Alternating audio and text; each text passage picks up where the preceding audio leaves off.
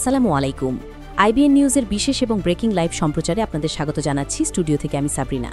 আমরা আজ এমন একটি ভয়াবহ পরিস্থিতির মুখোমুখি দাঁড়িয়ে আছি যখন মনে হচ্ছে পুরো পৃথিবীটাই যেন একটি জীবন্ত আগ্নেয়গিরির উপর বসে আছে। এক প্রান্তে মধ্যপ্রাচ্যের আকাশ বারুদের ধোঁয়ায় আচ্ছন্ন, অন্য প্রান্তে গাজার মাটির নিচে চলছে এক নীরব মৃত্যু খেলা। আমাদের হাতে এই মুহূর্তে এমন কিছু গোয়েন্দা রিপোর্ট এবং স্যাটেলাইট ইমেজ এসেছে যা দেখার পর মনে হচ্ছে মানবতা আজ পরাজিত। ইসরায়েলের গোপন পরমাণু বাংকারের লাল বাতিগুলো জ্বলে উঠেছে। ইরানের ভূগর্ভস্থ মিসাইল সিটিগুলোতে হাজার হাজার ব্যালিস্টিক মিসাইল আকাশের দিকে মুখ করে আছে। আর গাজার ধ্বংসস্তূপের নিচে মৃত্যুর সাথে পাঞ্জা লড়ছে লাখো মানুষ। এই বিশেষ আয়োজনে আমরা আপনাদের নিয়ে যাব যুদ্ধের সেই অন্ধকার গলিতে, যেখানে মূলধারার মিডিয়ার ক্যামেরা পৌঁছাতে পারে না। আজ আমরা উন্মোচন করব ইসরায়েলের তথাকথিত জেরিকো অপারেশন আসলে কি, কেন ইরান হরমুজ প্রণালীতে একটি ভুতুরে জাহাজ আটক করে বিশ্বকে স্তব্ধ করে দিয়েছে, এবং গাজার মাটির নিচে হামাস আসলে কি গোপন পরিকল্পনা আটছে। অনুরোধ করব এই দীর্ঘ এবং অত্যন্ত গুরুত্বপূর্ণ বিশ্লেষণের একটি মুহূর্তও মিস করবেন না, কারণ আজ আমরা এমন কিছু তথ্য ফাঁস করব যা শুনলে আপনার মনে হবে তৃতীয় বিশ্বযুদ্ধ আসলে শুরু হয়ে গেছে। আমরা কেবল আনুষ্ঠানিক ঘোষণার অপেক্ষায় আছি। আর হ্যাঁ, আজকের মূল আলোচনা। শুরুতেই আমরা নজর দেব যুদ্ধের সবথেকে বড় ব্রেকিং নিউজটির দিকে। ইরান। সাম্প্রতিক সময়ে ইরানের মরুভূমি থেকে এমন এক আগুনের গোলা আকাশের দিকে ছুটে গেছে যা দেখে পেন্টাগন এবং তেল আবিবের ঘুম হারাম হয়ে গেছে। ইরান দাবি করেছে এটি তাদের নতুন উদ্ভাবন, হাইপারসনিক মিসাইল, যা শব্দের চেয়ে 20 গুণ দ্রুত ছুটতে পারে। আমাদের সামরিক বিশ্লেষকরা বলছেন এই মিসাইলটি যদি ইরান থেকে ছোড়া হয় তবে তেল আবিবে পৌঁছাতে সময় নেবে মাত্র কয়েকশো সেকেন্ড। ইসরায়েলের কোনো রাডার, কোনো আয়রন ডোম বা অ্যারো সিস্টেম এটাকে শনাক্ত করতে সময় পাবে না। ইসরায়েলের প্রতিরক্ষা মন্ত্রণালয় এখন সর্বোচ্চ সতর্ক অবস্থায় রয়েছে। তাদের F-35 বিমানগুলো আকাশে চক্কর দিচ্ছে। তারা কি আজ রাতেই ইরানে হামলা করবে, নাকি তারা অপেক্ষা করছে আমেরিকার নির্দেশের জন্য? এই প্রশ্নের উত্তর খোঁজার আগে আমাদের দেখতে হবে গাজার মাটির নিচে কি ঘটছে। গাজার পরিস্থিতি এখন মানবতার চূড়ান্ত অপমান।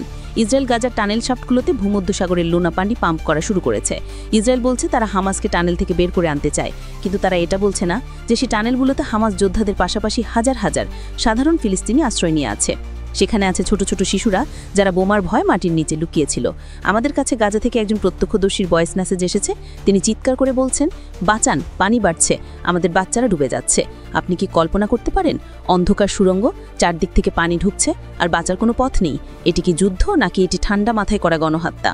বিশ্ব স্বাস্থ্য সংস্থা সতর্ক করেছে যে ওই লোনা পানির কারণে গাজার সুপেয় পানির স্তর চিরতরে নষ্ট হয়ে যাবে। অর্থাৎ যারা বোমা থেকে বেঁচে যাবে তারা আজীবন তৃষ্ণায় ধুকে মরবে।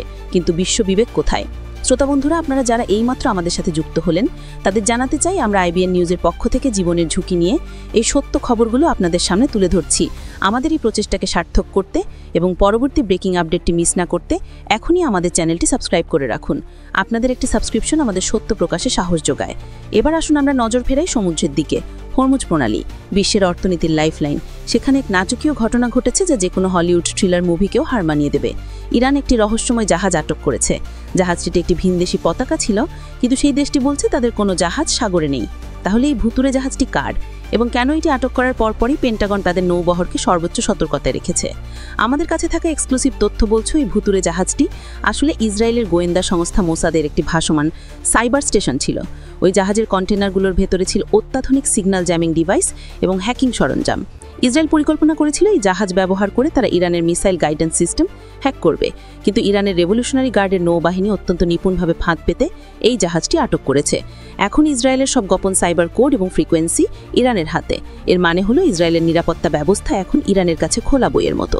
নেতানিয়াহু এই খবরটি ধাপাচাপা দেওয়ার চেষ্টা করছেন, কারণ এটি জানাজানি হলে ইসরায়েলি সৈনিকদের মনোবল পুরোপুরি ভেঙে যাবে। এখন চলুন ইসরায়েলের ভেতরে উকি দেই। নেতানিয়াহু সরকার আজ বড় ধরনের বিপদে পড়েছে। তেল আবিবের রাস্তায় হাজার হাজার জিম্মির পরিবার শুয়ে পড়ে রাস্তা অবরোধ করেছে। তারা বলছে টানেলে পানি ঢালবে না, আমাদের সন্তান সেখানে আছে। ইসরায়েলি জনগণ এখন মনে করছে নেতানিয়াহু হামাসকে মারার নাম করে আসলে জিম্মিদেরই মেরে ফেলছে। লিক হওয়া একটি ক্যাবিনেট মিটিংয়ের অডিওতে শোনা গেছে নেতানিয়াহু বলছেন, যুদ্ধের স্বার্থে তো কিছু বলিদান দিতেই হবে। নিজের দেশের নাগরিকদের বলিদান বলা এই প্রধানমন্ত্রী কি মানসিকভাবে সুস্থ আছেন, নাকি ক্ষমতার নাশা তাকে অন্ধ করে দিয়েছে? ইসরায়েলের বিরোধী দলগুলো বলছে এই সরকার ইসরায়েলকে ধ্বংস করে ছাড়বে। আসুন এবার লেবানন সীমান্তের দিকে তাকাই।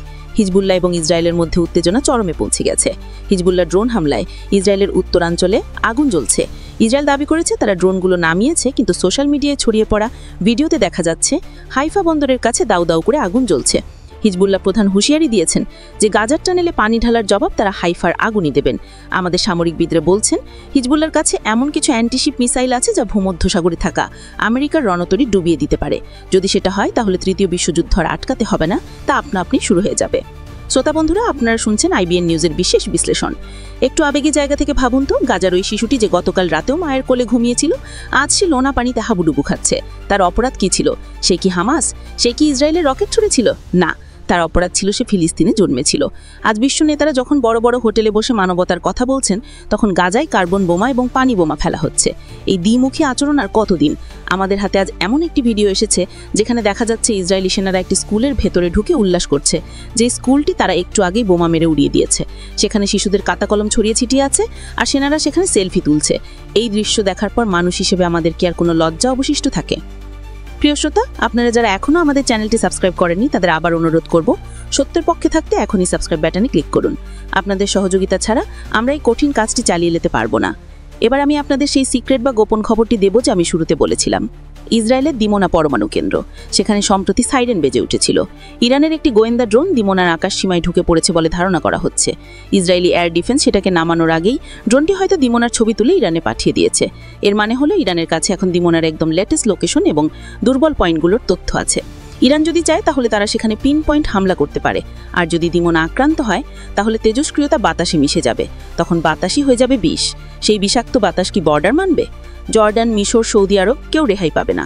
আমরা কি তাহলে চেরনোবিল থেকেও বড় বিপর্যয়ের দিকে এগোচ্ছি? ইসরায়েল এবং ইরানের এই উত্তেজনার মাঝে আমেরিকা কি করছে? পেন্টাগন স্যাটেলাইট ইমেজের মাধ্যমে দাবি করছে ইরান বিশ্ব বাণিজ্যের রুট হরমুজ প্রণালীতে মাইন বসাচ্ছে। যদি হরমুজ প্রণালী বন্ধ হয়ে যায় তাহলে বিশ্ববাজারে তেলের দাম আকাশচুম্বী হবে। এর প্রভাব আপনার রান্নাঘর পর্যন্ত পৌঁছাবে। কিন্তু এর চেয়েও বড় ভয়ের খবর হলো আমেরিকার একটি নিউক্লিয়ার সাবমেরিন পারস্য উপসাগরে অবস্থান করছে। এই সাবমেরিনটি থেকে একসঙ্গে শতাধিক ক্রুজ মিসাইল ছোড়া সম্ভব। ওয়াশিংটনের বাতাসে এখন বারুদের গন্ধ। আমেরিকা কি ইসরায়েলকে বাঁচাতে সরাসরি যুদ্ধে জড়াবে, নাকি তারা দূর থেকে কলকাঠি নাড়বে? গাজার জাবালিয়া ক্যাম্পের বর্তমান পরিস্থিতি নিয়ে আমাদের কাছে একটি হৃদয়ভাদক অডিও ক্লিপ এসেছে। সেখানে দেখা যাচ্ছে ধ্বংসস্তূপের নিচে চাপা পড়া একটি শিশু তার বাবাকে ডাকছে, বাবা বাবা বলে চিৎকার করছে, কিন্তু বাবা আর নেই।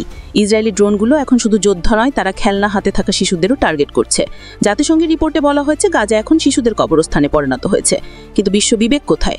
আরব নেতারা কি তাদের গদি বাঁচানোর জন্য ফিলিস্তিনকে বিক্রি করে দিয়েছে? সৌদি আরব, জর্ডান ও মিশরের ভূমিকা নিয়ে মুসলিম বিশ্ব এখন প্রচণ্ড ক্ষোভ বিরাজ করছে। জনগণ রাস্তায় নেমে আসছে, কিন্তু শাসকরা তাদের দমন করছে। উইকিলিক্সের নতুন তারবার্তা ইঙ্গিত করা যাচ্ছে যে কিছু আরব দেশ গোপনে ইসরায়েলকে সাহায্য করছে হামাসকে নির্মূল করার জন্য। এই বিশ্বাসঘাতকতার দলিল আমরা উন্মোচন করব। এখন আমি আপনাদের সেই গোপন অস্ত্রটা বলবো যা ইরান এখনো ব্যবহার করেনি। এর নাম হলো ইএমপি বা ইলেকট্রোম্যাগনেটিক পালস বোমা। ইরান যদি ইসরায়েলের উপর একটি ইএমপি বোমা ফাটায় তাহলে ইসরায়েলের কোনো মানুষ মারা যাবে না ঠিকই, কিন্তু তাদের সব ইলেকট্রনিক্স ডিভাইস অকেজুনে যাবে। তাদের বিমান উঠতে পারবে না, তাদের ট্যাঙ্ক চলবে না, তাদের ব্যাংকিং সিস্টেম বন্ধ হয়ে যাবে। ইসরায়েল প্রস্তর যুগে ফিরে যাবে। সামরিকবিদরা বলছেন ইরানের কাছে এই প্রযুক্তি আছে এবং তারা এটি ব্যবহার করার সঠিক সময়ের অপেক্ষা করছে। ইসরায়েল এই ইএমপি হামলা ঠেকানোর জন্য কোনো প্রস্তুতি নেয়নি। ভাবুন তো, একটি দেশ যার সামগ্রিক শক্তি হলো প্রযুক্তি, সেই প্রযুক্তি যদি অচল হয়ে যায় তাহলে তাদের কি দশা হবে? গাজার টানেলের ভেতরে কি হচ্ছে? হামাস দাবি করেছে তারা ইসরায়েলি জিম্মিদের এমন জায়গায় রেখেছে যেখানে ইসরায়েলের কোনো বোমাই কাজ করবে না। ইসরায়েলি জনগণ এখন নেতানিয়াহু বাসভবনের সামনে বিক্ষোভ করছে। তারা বলছেন তাদের ফিরিয়ে আনো। কিন্তু নেতানিয়াহু জিম্মিদের চেয়ে নিজ ক্ষমতাকে বেশি গুরুত্ব দিচ্ছেন। তিনি জানেন যুদ্ধ থামলেই তাকে দুর্নীতির দায়ে জেলে যেতে হবে। তাই তিনি গাজার যুদ্ধকে লেবানন এবং ইরানে ছড়িয়ে দিচ্ছেন। তিনি চাইছেন একটি অনন্ত যুদ্ধ বা ফরএভার ওয়ার, যাতে তিনি আজীবন ক্ষমতায় থাকতে পারেন। ইরানের প্রেসিডেন্ট, যিনি পেশায় একজন ডাক্তার, তিনি বলেছেন আমরা যুদ্ধ চাই না, কিন্তু কেউ যদি আমাদের উপর যুদ্ধ চাপিয়ে দেয় তাহলে আমরা তাকে এমন শিক্ষা দেব যা ইতিহাসে লেখা থাকবে। ইরানের মাটির নিচে তৈরি করা হয়েছে মিসাইল সিটি। এগুলো মাটির 500 মিটার গভীরে। ইসরায়েলের বাংকার বাস্টার বোলম সেখানে পৌঁছাতে পারবে না। সেখানে লাখ লাখ মিসাইল প্রস্তুত রাখা হয়েছে। ইরান এবার তাদের প্রক্সি বা মিত্র গোষ্ঠীগুলোকে পুরোপুরি স্বাধীনতা দিয়েছে। ইয়েমেনের হুতিরা লোহিত সাগরে ইসরায়েলি জাহাজ ডুবাচ্ছে। ইরাকের প্রতিরোধ যোদ্ধারা আমেরিকান ঘাঁটিতে ড্রোন হামলা চালাচ্ছে এবং লেবাননের হিজবুল্লাহ উত্তর ইসরায়েলকে জনমানবহীন করে দিয়েছে। ইসরায়েল এখন চারদিক থেকে আগুনের বৃত্তবন্দী। একে বলা হয় রিং অফ ফায়ার স্ট্র্যাটেজি। দর্শক, আমরা আলোচনার শেষ পর্যায়ে চলে এসেছি, কিন্তু এখনও অনেক প্রশ্নের উত্তর বাকি। আগামী কয়েক ঘন্টায় কি হতে পারে আমাদের সামরিক বিশ্লেষকরা বলছেন ইসরায়েল এবং ইরান উভয় এখন পিছু হটের জায়গা নেই। এটি এখন ইগো বা আত্মসম্মানের লড়াইয়ে পরিণত হয়েছে। যে কোনো মুহূর্তে বড় কোনো বিস্ফোরণের শব্দ শোনা যেতে পারে। অবশ্যই আমাদের চ্যানেলটি সাবস্ক্রাইব করে বেল আইকনটি চেপে রাখুন, যাতে ভিডিও আপলোড হওয়ার সাথে সাথে আপনি নোটিফিকেশন পান। এতক্ষণ ধৈর্য ধরে আমাদের এই দীর্ঘ এবং আবেগী বিশ্লেষণ শোনার জন্য আপনাদের আন্তরিক ধন্যবাদ। গাজার ওই শিশুর জন্য এবং পৃথিবীর শান্তির জন্য দোয়া করবেন। আমি সাবরিনা আজকের মতো বিদায় নিচ্ছি। আপনারা ভালো থাকুন, নিরাপদে থাকুন এবং সত্যের সাথেই থাকুন। আল্লাহ হাফেজ।